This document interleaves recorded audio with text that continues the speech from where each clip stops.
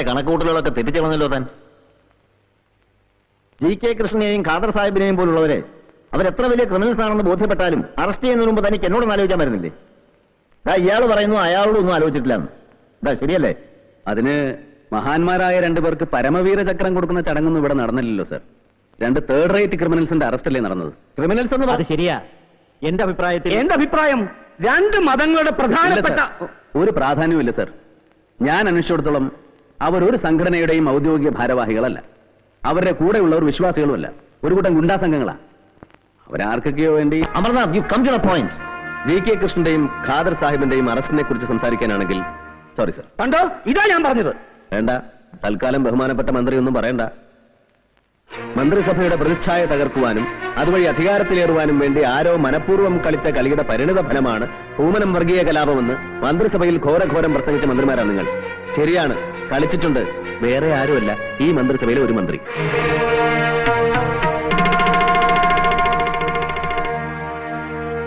നമുക്കറിയണ്ടേ ബഹുമാനപ്പെട്ട ആ മന്ത്രി ആരാണെന്ന്?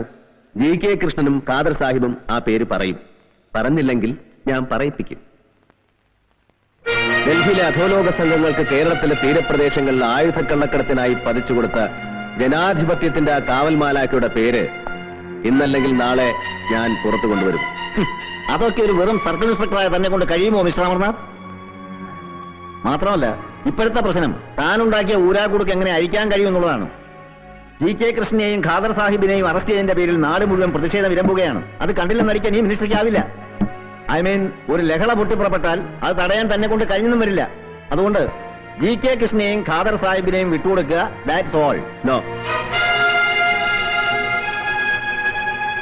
ആഭ്യന്തരമന്ത്രിയല്ല കേസ് ചാർജ് ചെയ്യുന്നതും പ്രതികളെ തീരുമാനിക്കുന്നത്.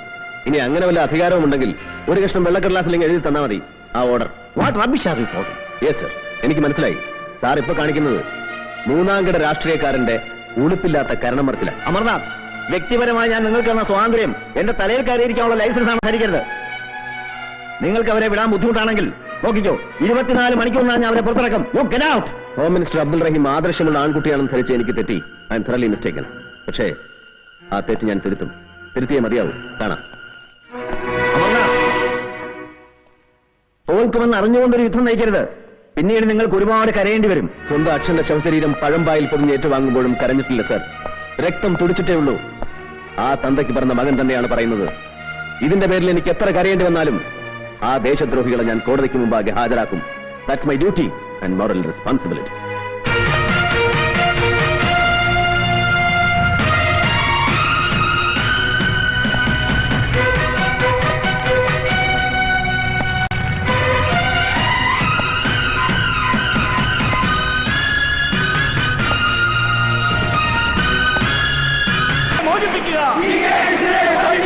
പോലീസിന്റെ ഗുണ്ടായുധം അവസാനിപ്പിക്കുക. ആഭ്യന്തരമന്ത്രി നീതി പാലിക്കുക. GK കൃഷ്ണനെ മോചിപ്പിക്കുക. പോലീസിന്റെ ഗുണ്ടായുധം അവസാനിപ്പിക്കുക. മോചിപ്പിക്കുക.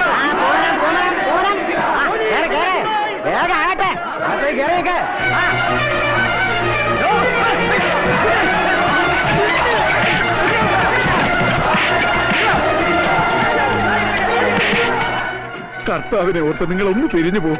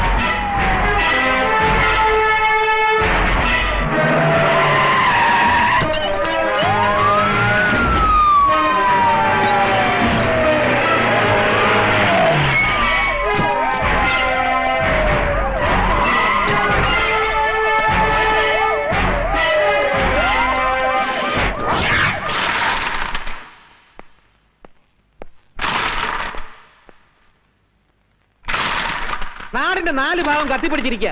ആ സമയത്തിരുന്ന് കളിക്കുന്നു. സമാധാനം പുനഃസ്ഥാപിക്കാമെന്ന മഹാൻ എല്ലാവരുടെയും സമാധാനം തകർത്തു എന്നാണ് നാട്ടുകാർ പറയുന്നത്. അല്ലെങ്കിൽ പറ, ആരാ ലോക്കപ്പിൽ കിടക്കുന്ന വല്ല ബോധമുണ്ടോ തനിക്ക്? അവരെ ഒന്ന് കോടതി ഹാജരാക്കാൻ പോലും ഇല്ല. അവരെ കോടതിയിൽ ഹാജരാക്കില്ല. ആർക്കാണ് അവിടെ പൊള്ളുന്നേ? ആർക്കാ പൊള്ളുന്നേ? ആർക്കാ പൊള്ളുന്നല്ലോ? നിരപരാധികളായ കുറെ പേര് ലോക്കപ്പിലിട്ട് ചതച്ചപ്പോ തന്നെയൊക്കെ വായിലെന്തായിരുന്നു? എന്നിട്ട് ഇപ്പൊ ഉപദേശിക്കാൻ വന്നിരിക്കുന്നു. പോയി പണി നോക്കാൻ പറയണോ? എനിക്ക് ഇഷ്ടമുള്ള പോലൊക്കെ ഞാൻ ചെയ്യും. ആരാ ചോദിക്കാൻ? എന്നാ എനിക്കൊരു കാര്യം പറയാം.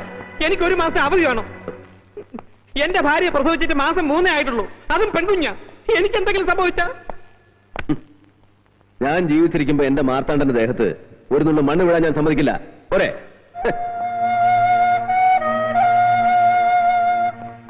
എനിക്കറിയാൻ തന്നെ. പക്ഷെ ചുറ്റും ശത്രുക്കളാ.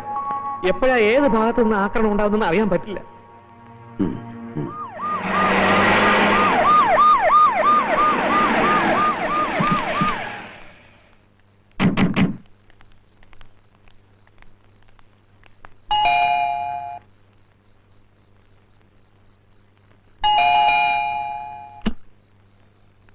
താലിനകത്ത് കയറി കഥ കളിച്ചിരിക്കുക. പുറത്തിടക്കുന്ന വിപ്ലവൊന്നും താൻ അറിയുന്നില്ലേ? ഒന്ന് അകത്തോട്ട് കയറിട്ടുണ്ട് പിള്ളച്ച. ജനങ്ങൾ ആകെ ഇളകിയിരിക്കുകയാണ്. ഒരു കൂട്ടർക്ക് നിങ്ങൾ അവരെ വിട്ടുകൊടുക്കാൻ പറഞ്ഞതിൽ പ്രതിഷേധം, മറുവശത്ത് അവരെ അറസ്റ്റ് ചെയ്തതിൽ പ്രതിഷേധം. പ്രശ്നമാകെ ഗുരുതരമാണെന്ന് പറഞ്ഞാൽ മതിയല്ലോ. എങ്ങനെ ഗുരുതരമാകാതിരിക്കും? ഇങ്ങേരല്ലാതെ എങ്ങാണ്ട് കൊടുന്ന ഒരു പന്ന പോകിരിയെ കൊണ്ട് സർക്കിൾ ഇൻസ്പെക്ടറെ കസേരയിരുത്തും. അല്ലെങ്കിൽ തന്നെ ഒരു മന്ത്രിക്കും കൂടി കലാപത്തിൽ പങ്കുണ്ടെന്നാ പറച്ചില്. ആ ഇനി ആ CI എങ്ങാനും അവന്മാരിടിച്ച് നമ്മുടെ വല്ലവരുടെയും പേര് പറയിപ്പിച്ച തെണ്ടിപ്പോവും. അല്ല മേന്നെ. പിന്നെ ഇതിന്റെ ഇടയ്ക്ക് മറ്റൊരു കിംവദന്തി കൂടെ കേൾക്കുന്നുണ്ട്. ഇവിടുത്തെ ക്രമസമാധാന നിലയെക്കുറിച്ച് പഠിക്കാൻ കേന്ദ്ര നിരീക്ഷകർ എത്തുന്നുണ്ടെന്ന്. ഇനി അവരെങ്ങാനും കയറി വല്ല 356 വകുപ്പ് പ്രയോഗിച്ചു കളയോ? പ്രയോഗിക്കട്ടോ? തനിക്കെന്താ പേടിയുണ്ടോ? അതൊരു വകുപ്പാ. ഈ മന്ത്രിസഭ പോയാൽ ഇവിടെ വേറൊരു മന്ത്രിസഭ വരും. ഒന്ന് കാലുമാറി ചവിട്ടാൻ നാണക്കേടില്ലെങ്കിൽ നിങ്ങൾക്കൊക്കെ അതിലും മന്ത്രിമാരാവാം. ഇതാ പറഞ്ഞത്. സീരിയസ് ആയിട്ടൊരു കാര്യം പറയാമെന്ന് വെച്ചാലും ഇതൊക്കെയാ സ്ഥിതി. ഇതേ ഞങ്ങളാരും ഉണ്ടാക്കിയതല്ല, ഒക്കെ വരുത്തി വെച്ചതാ. ഇല്ലേ പിള്ളേച്ചാ? ആര് വരുത്തി കൂട്ടിയെന്ന്? ഞാനോ? ഒരു കാര്യം ഞാൻ പറഞ്ഞേക്കാം. തീയിൽ ചവിട്ടിയാണ് ഞാൻ ഇവിടെ നിൽക്കുന്നത്. അത് ഓർത്ത് വേണം എന്നോട് സംസാരിക്കാൻ. ഇങ്ങനെ ഇമോഷണൽ ആയാലോ? നിങ്ങൾ ആ ഇൻസ്പെക്ടറെ വിളിച്ച് ഒന്നുകൂടി സംസാരിക്കും. അതോ ഞാൻ സംസാരിക്കണം? ഇനി അയാളോട് ഒരു സംസാരം